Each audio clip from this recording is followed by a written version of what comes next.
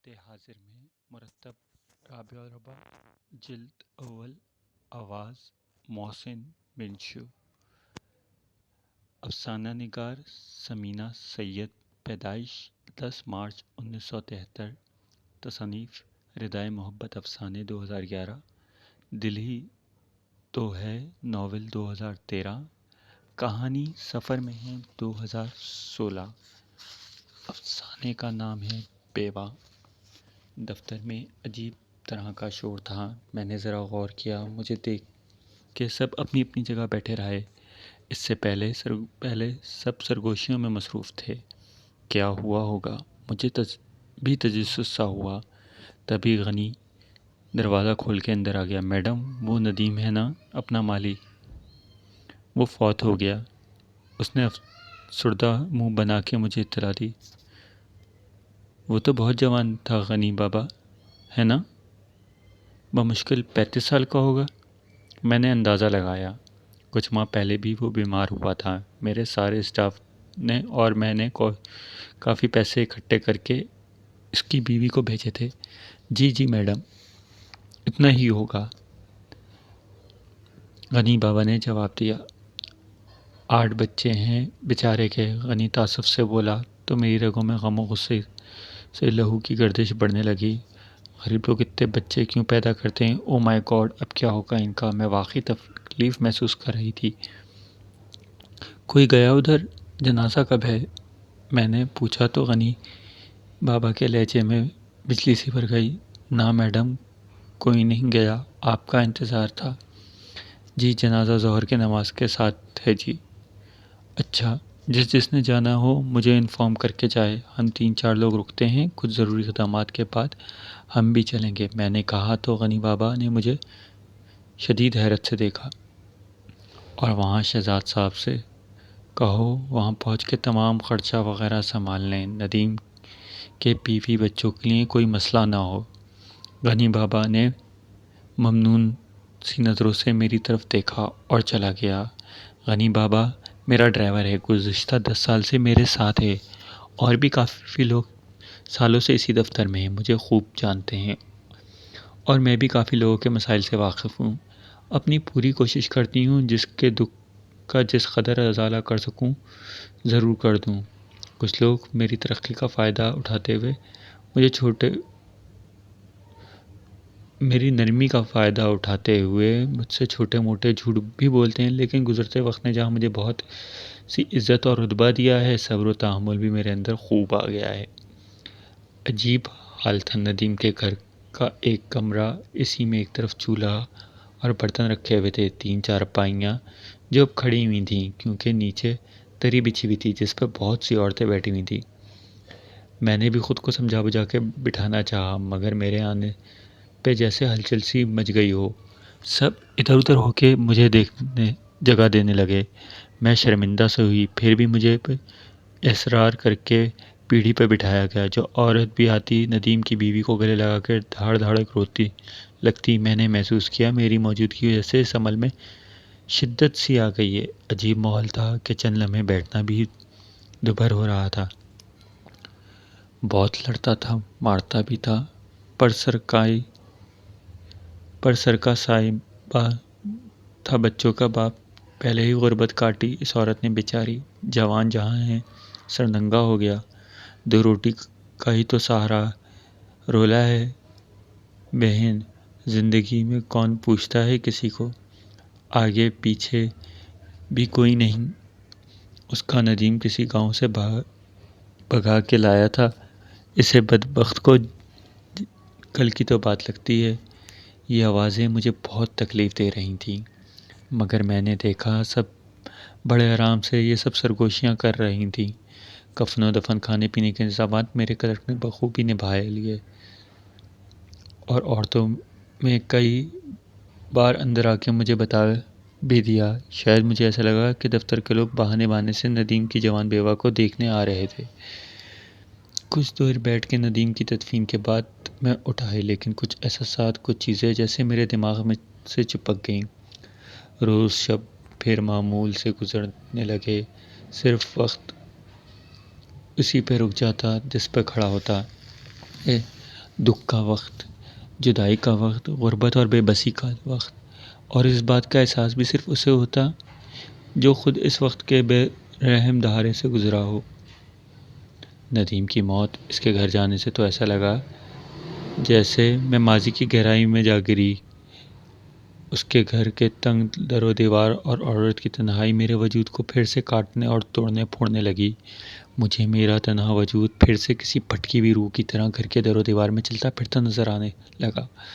شوہر کی بات کیسے پاگل ہو گئی تھی میں، دن رات کی ترتیب ہی بدل گئی تھی میری۔ لیکن میرے بہن بھائیوں نے اخلاقی سہارے بہت دیے، وہ میرے گلے لگ کے آوازیں نکال کے روتے نہیں رہے، لیکن مجھے گلے لگا کے زندگی کی طرف لوٹانے اور بچوں پہ توجہ دینے کے لیے کہتے رہے، پیار سے تھپکیاں اور زندگی جیسے مشکل محاذ پر ڈٹ جانے کو تیار کرتے رہتے، جس وجہ سے میں اپنے دفتر اور بچوں اسکول جانے کے قابل کہ اتنا بھی بہت تھا۔ لیکن اگر وہ مجھے عورت سمجھتے، تنہائی سے ڈرنے والی عورت، زندگی کی کٹھنیوں میں اکیلی نہ چل سکنے والی عورت، تو مجھے اور میرے 2 بچوں کو کسی بھی عزت دار بندے سے منسلک کر دیتے۔ بے شک میں روتی، نہ مانتی اس وقت، مگر وہ تو میرا احساس کرتے۔ کوئی کب جانتا ہے جب عورت شوہر بغیر اپنے ہی گھر کے در و دیوار خبر کی طرح تنگ پڑ جاتے ہیں۔ کسی کو کیا پتہ، چھوٹے سے چھوٹے اور گئے گزرے لوگ عورت کے دل میں اور گھر میں جگہ بنانا چاہتے ہیں۔ ایسے میں اگر عورت خود کماتی ہے، اذیت کسی حد تک کم ہو سکتی ہے۔ عزت اور عزت نفس بمشکل محفوظ رہ سکتے ہیں، ورنہ تو میں نڈھال سی ہو گئی ہے۔ اور بلڈ پریشر شوٹ ہوا تو میرے بچوں نے غنی بابا کو پکڑا کہ ماں کو دفتر میں کوئی مسئلہ ہے۔ اس نے جوان مالک کی موت کا بتایا۔ میڈم بہت کمزور دل کی ہیں، حالانکہ ان لوگوں کے بہت دیکھ بھال کی۔ میڈم نے پھر بھی ٹینشن لے گئیں۔ بابا نے میری بیٹی کو مطمئن کیا۔ میرے اندر بہت سکون بڑھ جاتا ہے جب میری بیٹی بیٹا میرے لیے پریشان ہوتے، میری خدمت کرتے، اپنے کام وام بھول جاتے تو میں جلدی سے ٹھیک ہو جاتی۔ کچھ دن کی بے حالی کے بعد طبیعت بحال ہوئی تو میں دفتر آ گئی۔ سب کام روٹین سے چل رہے تھے۔ مجھے خوشی ہوئی، میرے محبت اور اتنے سالوں کی ریاضت نے کافی لوگوں کو ذمہ دار انسان بنا دیا تھا۔ سب اپنے اپنے کاموں میں مصروف تھے۔ ذرا شام ہوئی تو میں باہر لان میں آ کے ٹہلنے لگی۔ اچانک ہی ندیم پھرتی سے کانپتا پسینے پوچھتا میری آنکھوں میں آ گیا۔ غنی بابا ندیم کے حساب کتاب دیکھ لیتے۔ میں نے اشارے سے غنی بابا کو بلایا اور کہا تو وہ بولا، شہزاد صاحب سے پوچھا تھا جی، وہ کہتے ہیں میڈم جیسے کہیں گی کر لیں گے۔ اچھا بلاؤ شہزاد صاحب کو۔ میں واپس سیٹ پہ آ کے بیٹھ گئی۔ شہزاد مجھے ندیم کے گھر کے حالات اور دفتر اس کے حساب کتاب کے متعلق بتانے لگا۔ تم روز جاتے ہو؟ نہیں میم، وہ 1-2 لوگوں کے ساتھ افسوس کرنے گیا تھا، وہ گڑبڑایا۔ میں اپنی فطرت کے ہاتھ مجبور پھر اٹک گئی۔ ندیم کا بیٹا کیا کرتا ہے؟ کچھ نہیں جی، 9ویں پڑھتا ہے، ابھی تو چھوڑ کے بیٹھا ہے۔ اسے کل بلاؤ اور کہو اسکول جائے، شام کو یہاں بھی آیا کرے۔ اپنا ابا کے کام سنبھالنے محنت کرنے میں کوئی عار نہیں، بچہ ذمہ دار ہو جائے گا، آوارہ پھرنے کا وقت ہی نہیں ملے گا پھر اسے۔ جی میم، اچھا آج ہی جاتا ہوں۔ شہزاد پھرتی سے اٹھا اور نکل گیا۔ میرے بچے اب ماشاءاللہ سنبھل گئے تھے، خوب پڑھ لکھ کر بھی گئے تھے۔ میں اللہ کا شکر ادا کرتی، یہ بھی سوچتی اگر میں شادی کر لیتی تو شاید میرے بچے اتنی اچھی تعلیم و تربیت نہ کر پاتے۔ کوئی دوسرا ہمارے بچوں کے ساتھ ہمارا جتنا مخلص تھوڑی نہ ہو سکتا ہے نا۔ رات گہری ہو رہی تھی مگر نیند آنکھوں سے کوسوں دور تھی۔ کبھی کبھی میں بری طرح الجھ جاتی۔ اب لہو میں ویسا زہر حلاوت نہیں کرتا تھا، نہ بستر کاٹتا تھا، لیکن تنہائی، باتیں کرنے کی حسرت کسی سے اب بھی تنگ کرتی تھی۔ زندگی میں بہت سے لوگ آئے، محبت کے دعوے اور ساتھ نبھانے کی قسمیں وعدے بھی کھاتے، لیکن بیچارے جلدی جھوٹے ثابت ہو جاتے۔ ہم پڑھی لکھی عورتیں بھی ہر کسی پہ یقین نہیں کر سکتی نا، بلکہ کسی پہ یقین نہیں کرتی، اکیلی جلتی کرتی رہتی ہیں، لیکن کسی کو اپنی کمزوری نہیں بتاتی۔ اندھیرا پھیلنے لگا، دبیس اندھیرا، اندر بھی اور باہر کی طرح بہت سناٹا۔ باہر بھی مما اندر آ جائیں، سردی لگ جائے گی، میری اکلوتی لاڈلی، الشبا نے آواز لگائی تو میں سست قدموں سے چلتی اندر آ گئی۔ آج بہت بے چینی تھی، بے نام سی بے چینی۔ گوری چٹی نازک سی ناک میں سونے کی نتلی ڈالے ندیم کی بیوہ بھی یاد آ گئی۔ مہینوں گزر گئے تھے، اب تو اس کی عدت بھی گزر گئی ہوگی۔ میں نے حساب لگایا، بستر پر کانٹے سے اگائے، آنکھیں بھی بے طرح بڑھنے لگیں۔ بمشکل سے لیٹ گئی مگر سکون نہیں تھا۔ رات دھیرے دھیرے سرکنے لگی، بہت سست، میرے دل کی دھڑکنوں کی طرح سست۔ میں اور الشبا ہی تو تھے گھر میں، میرا بیٹا پڑھنے کے لیے انگلینڈ گیا ہوا تھا۔ اتنا بڑا گھر، 3 ملازم بھی تھے اپنے کوارٹرز میں۔ مجھے آج پھر ندیم کا چھوٹا سا گھر یاد آنے لگا۔ میں اٹھ بیٹھی۔ 8 بچے کیسے رہتے ہوں گے؟